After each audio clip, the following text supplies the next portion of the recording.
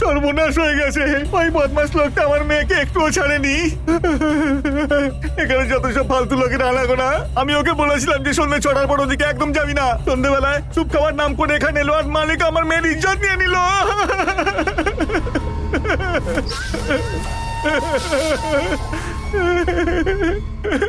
এটা কে রে? লাতুর থেকে এসেছে মালিক। মাসে একবার ছাগলের ছাল নিতে আসে। ও তো চাকর, ওর সঙ্গে যে ড্রাইভার এখান থেকে পালিয়ে গেছে। তুই লাটুর থেকে এসছিস? হ্যাঁ, মেয়ে আর ছাগলের মধ্যে পার্থক্য বুঝিস না? তোরা এর ব্যবস্থা করে দে, কিন্তু খবরটা যেন বাইরে না যায়। বাড়ির মেয়েদের ইজ্জতে হাত দিয়েছে। পয়সা দিয়ে দিচ্ছি, তোমার মেয়ের বিয়ে অন্য কোথাও দিয়ে দাও। না হলে তুমি যদি বলো তো এই ছেলেটার সাথে তোমার মেয়ের বিয়ে দিয়ে দিচ্ছি আমি, ঠিক আছে? মালিক, এই শয়তানটার নোংরা রোগে আক্রান্ত। ওর নোংরা রোগ আমার মেয়ের শরীরে এসে পড়বে। এ কোন রোগে আক্রান্ত? আসলে মালিক, ওর এইডস রোগ হয়েছে। বাজে নোংরা জায়গার পোকা একটা। তোদের মতো বদমাইশ গুলোর জন্য সমাজে নোংরা ছড়াচ্ছে। তোকে তো টুকরো টুকরো করে ফেলা উচিত। হ্যাঁ, এইসব মানুষকে ক্ষমা করা উচিত নয়, কখনোই নয়।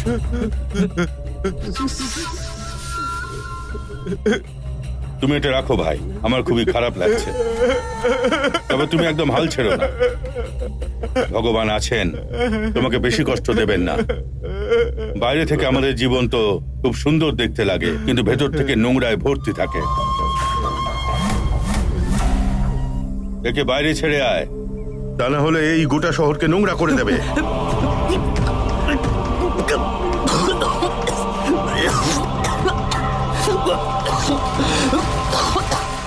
গোমস্তা মশাই। হ্যাঁ মালিক। ছু, ওর লাশটাকে মাটিতে পুঁতে দিয়ে ওখানে গরুর জন্য চারা ঠিক লাগিয়ে আছে দিন। মালিক, আমি দেখে নেব। হ্যাঁ, বিজয়রাজবাবু এখন আসেননি? এসে চলে গেছে মালিক। মেয়ের জন্মদিন তো, তাই এসে মাংস নিয়ে আবার চলে গেছে। উসুলি করার পর সোজা বাড়ি পৌঁছে যাবে।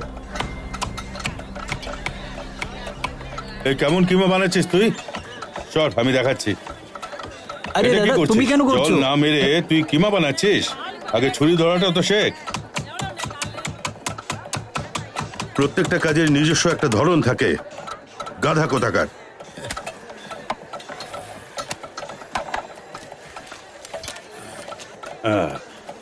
চলুন মালিক। হ্যাঁ চলুন। ধন্যবাদ মালিক।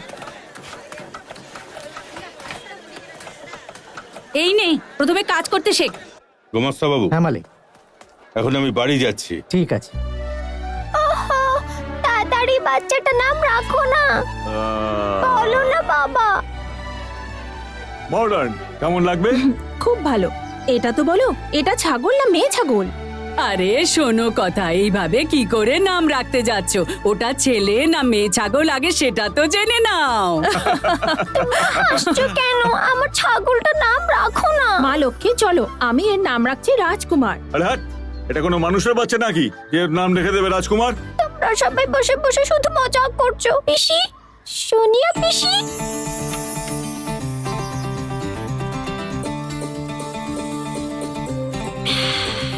রামু কাকা, তোমার মতো আমিও খাবার বানাতে শিখে গেছি। মালিক আর ঠাকুমার ঝাল মশলা খাওয়ার অভ্যেস হয়ে গেছে। পান খেয়ে খেয়ে মুখ খারাপ হয়ে গেছে, এখন ঝাল মশলাও হালকা লাগে। পিসি, সোনিয়া পিসি, তাড়াতাড়ি কি হলো, এসো। এত চিৎকার করছিস কেন? তাড়াতাড়ি এসো না পিসি। কি হলো? দেখো না পিসি, ছাগলের বাচ্চাটাকেও নাম রাখতে চাইছি না। তুমি একটা নাম বলো না। Michael Jackson. Michael Jackson, Michael Jackson, Michael Jackson. কি নাম? আসলে বোন কার্ড দেখতে হবে। এসব কিছু কলেজে পড়াশোনার ফল। মেকল জেকল, মেকল জেকল হয়ে গেল তোর ছাগলের বাচ্চা। কি হলো? কি নিয়ে এত হাসাহাসি হচ্ছে? আয় আমার মা। জানেন বাবা, আজ কি? লক্ষ্মীর জন্মদিনের জন্য ওর বাবা ওকে একটা ছাগল ছানা এনে দিয়েছে। আর সোনিয়া যে নাম রেখেছে, ঠাকুমা সেই কথাটা উচ্চারণই করতে পারছে না। কি জামাই বাবাজি, আগে বাবুজি, জন্মদিনে উপহারে ছাগল ছানা পেলে? যেখানে ছাগলের কাজ বেশি সেখানে সেটাই তো দেবে, না হলে আর কি দেবে?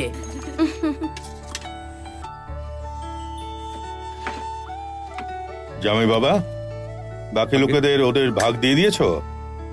পুলিশের দিক থেকে কোনো অসুবিধা নেই, শুধু কাট আউট কানেকশনে একটু ভুল হয়ে গেছে। এমপি বলে কথা।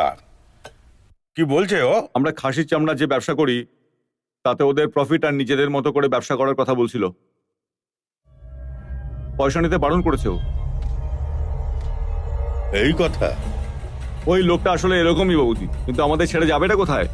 দেখো জামাই, যতক্ষণ ও টাকা নেবে ততক্ষণ আমাদের বন্ধুত্ব থাকবে। টাকা বন্ধ, বন্ধুত্বও বন্ধ। এই ব্যাপারটাই আমাকে বারবার চিন্তায় ফেলে দিচ্ছে।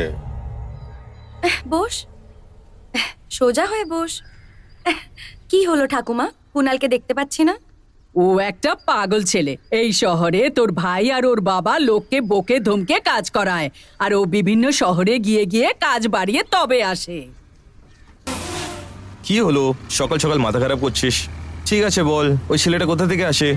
জানি না কুনাল, ও আমার পিছনে 1 মাস থেকে পড়ে আছে। প্রথমে ভাবলাম কলেজে গিয়ে কমপ্লেন করে দেবো, তারপরে ভাবলাম কলেজের লোকজন বাড়িতে না বলে দেয়। তার কথা বলার টেকনিক কি, হাত ধরে নিয়েছিল আমার 2 দিন আগে।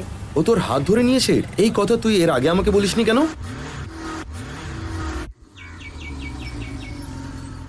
দেখো তো আমাকে, আমিও তো দেখি কে এসে। এই খুশবু, আয়। কুনাল, শ্যামবিহারী কাকার নাম শুনেই আমার প্রিন্সিপালের হাল খারাপ হয়ে যায়। তাহলে আমার হাতটা কে ধরবে? ভেবেছিলাম তোমার পিছনে বসবো, তো তুমি বারবার ব্রেক লাগাবে। এইভাবে আমি তোমার আরো কাছে চলে আসবো। বাকিরা এই চান্সটা পাওয়ার জন্য ছটফট করে, আর তুমি একজন সুযোগ পেয়েও কিছুই করতে পারছো না। দূর। এটা আমার বন্ধু খুশবু। একে একটা ছেলে অনেকদিন ধরে বিরক্ত করছে। দেখে মনে হচ্ছে কেউ যেন একটা টিকটিকিকে শাড়ি পরিয়ে দিয়েছে। কে এসে ছেলে? তোমার পিছনে দেখো ভাই, চায়ের দোকানে চশমা পরে দাঁড়িয়ে আছে আর সিগারেট খাচ্ছে, ওই ছেলেটাই।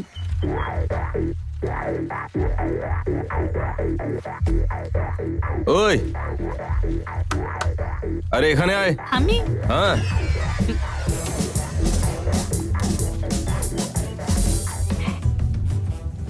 নমস্কার এই মেয়েটাকে তুই সবসময় বিরক্তি করিস কেন? দাদা, আগে আমার কথা তো শুনে নাও। আপনি যেটা ভাবছেন সেরকম কিছুই না, একদম ট্রু লাভ আমার। হুম,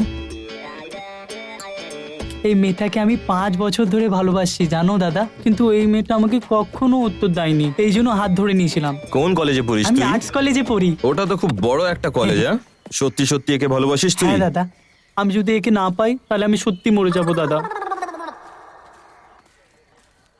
তাহলে চালিয়ে যা তোর প্রেম কাহিনী। ধন্যবাদ দাদা। হুম?